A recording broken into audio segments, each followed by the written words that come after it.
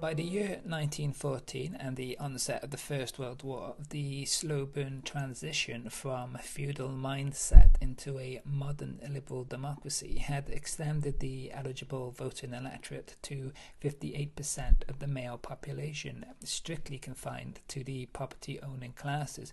Of course, this would mean that the remaining 42% of disenfranchised men would make up the male entirety of the lower classes of the demographic from which the lure to war through economic adventure, conscription, or reasons of coercion were generally at their greatest.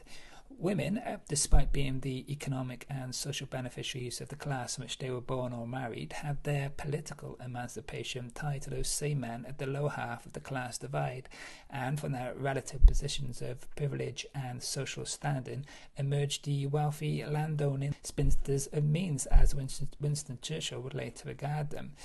They were demanding the same right to vote with that of their male counterparts, so not so much universal suffrage as suffrage for some. Of the vast majority of members of Parliament favoured votes for women in some measure, and in the years preceding the war, the Conciliation Bill sought to deliver those rights to propertied women. However, its exponents found themselves facing considerable moral opposition by MPs, and in March 1912, following repeated failure by the movement's leaders to rein in the WSPU's addiction to violence, the final draft of the Conciliation Bill was defeated by just 14 votes. This setback infuriated the suffragettes, the primary beneficiaries of the bill, who characteristically found their retribution through further violence. Now, I'm not going to follow in the footsteps of the popular media and play down the level of violence in which the suffragettes were engaged. First responders and postal workers bore the brunt of the suffragettes' campaign of violence as primary victims of nothing less than the movement's war on the working class, the 42%, who had an equal claim to their political enfranchisement. Aside from being badly burned by arson attacks, fires were caused by phosphorus, the fumes from which would cause permanent lung damage to those heroes tasked with tackling the raging flames. Postal workers were badly burned when packages they were handling exploded and caught fire, and disfigurations were caused as they handled letters which had been drenched in concentrated hydrochloric acid. Livelihoods were ruined, and in the summer of 1914, the suffragettes' campaign culminated in a nail bomb at Westminster Abbey during peak tourism.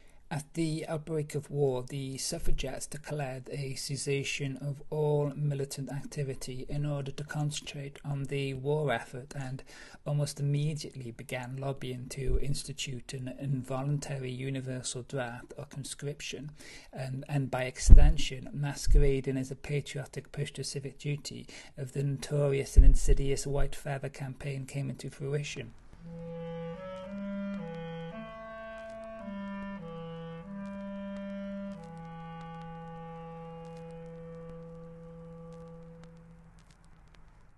The implementation of the white feather as a symbolic tool of coercion was originally initiated by Charles Fitzgerald of the Royal Navy for the purpose of bolstering up the front line, but the suffragettes zealously seized the opportunity of exerting tyrannical power over the male populace, and this quickly morphed into a period of history where it was common occurrence for young men to find themselves publicly accosted by groups of women invasively thrusting these symbols of cowardice upon their person, with the aim to shaming men into enlisting in the British Army.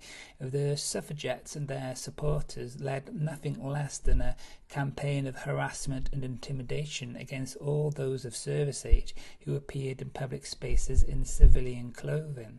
There is an interesting article in the Daily Mail online that gives the perspective of a victim of the campaign that I will read to you.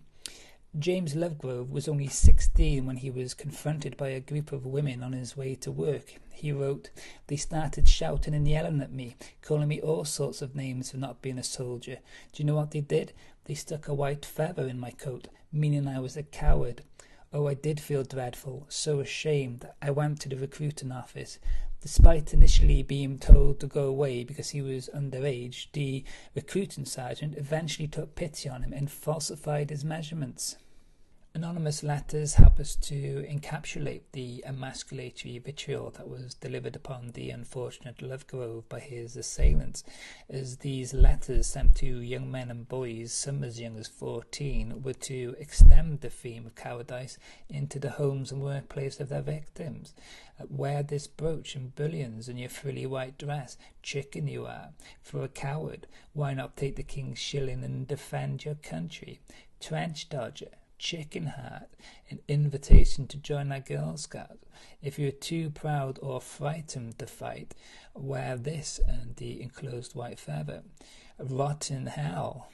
By virtue of their youth, these young men and boys were emotionally underprepared for the shock of having their value to society simultaneously evoked and trashed in a cruel display of public and private humiliation, leaving many shamed and emasculated recipients of the white feather endeavouring to tear themselves from the deep emotional attachment of friends and family and volunteer themselves for the terror of the trenches.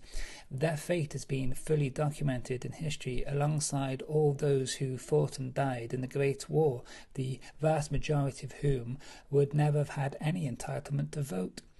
As for the victims of the white feather who lacked the constitution to necessitate the self-preservative instinct, that canal of truth bore upon them the indelible character of cowardice, and as a result of the campaign, suicides were recorded. 2 white feathers framed in a question mark with the word coward in a girl's handwriting drove a boy to kill himself. When 17-year-old Bernard Sills received them by post, he put on his cadet uniform, picked up his rifle, and was later found dead in a Tottenham air raid shelter with the rifle beside him. Cyril Ray from Oxford was found dead with a rubber tube from a gas jet attached to his gas mask after receiving a white feather through the post together with an offensive letter. A second white feather was also sent to him with a note suggesting he was a conscientious objector. Having successfully helped lobby to institute an involuntary universal draft by 1916, with an exemption for women, of course, the suffragettes were finally granted their wish, and from that moment every adult male was subject to military law without any voice in the matter. If he didn't go quietly, he could be forcibly removed from his home and transported to the front, where, if he protested, he might be subjected to a cursory field court-martial and executed by firing squad. Angry Harry writes on his website, John Kirkwood, a gunner in the Royal Field Artillery, joined up after being sent a white feather, implying he was a coward. He was killed at the Somme on the 26th of July, 1916. In 1916, while the suffragettes were moaning about the lack of vote for women and also handing out white feathers to those men who were not wearing military uniform, 20,000 British men were killed on the very first day of the Battle of the Somme, and a further 125,000 British men were killed during the next 5 months in this battle alone. But according to the suffragettes, it was women who were being oppressed. When feminists continually to complain to the world about how oppressed were women in the days of the generation that preceded mine, and I think of the generals sending tens of thousands of men to their certain deaths simply in order to do their calculations, or when I think of those men who had to continue to live in permanently handicapped state for the rest of their lives, I have arisen within me from somewhere an almost uncontrollable urge to spit at them. Historical record has firmly established that many women enthusiastically participated in this discriminate and opportunistic extension of militant activity, a campaign that began in 1914 and continued long after conscription in 1916, only to resurface again during the Second World War. It reached such proportions globally that a badge was issued to be given to officers and men who had left the services on health grounds in an attempt to mitigate against the menace.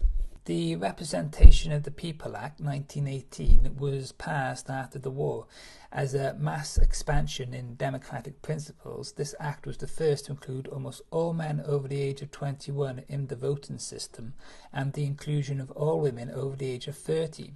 This age threshold prevented women from forming the majority of the electorate, and instead were resolved to accounting for 43% overall. Full parity with men was to be established 10 years later in 1928, when the Representation of the People Act was introduced and all women 21 years were granted equal enfranchisement with their male counterparts. To this day, the Representation of the People's Act 1918 is widely celebrated as the pivotal achievement of the women's rights movement in their fight against patriarchal oppression and toward female emancipation.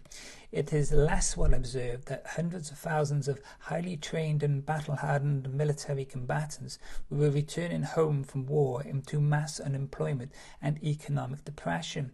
Their appeasement through political enfranchisement may have been the masterstroke enabling the minority of power holders to prevent civil war on British soil, and the fracturing of the historical timeline reverberating into an unrecognizable present.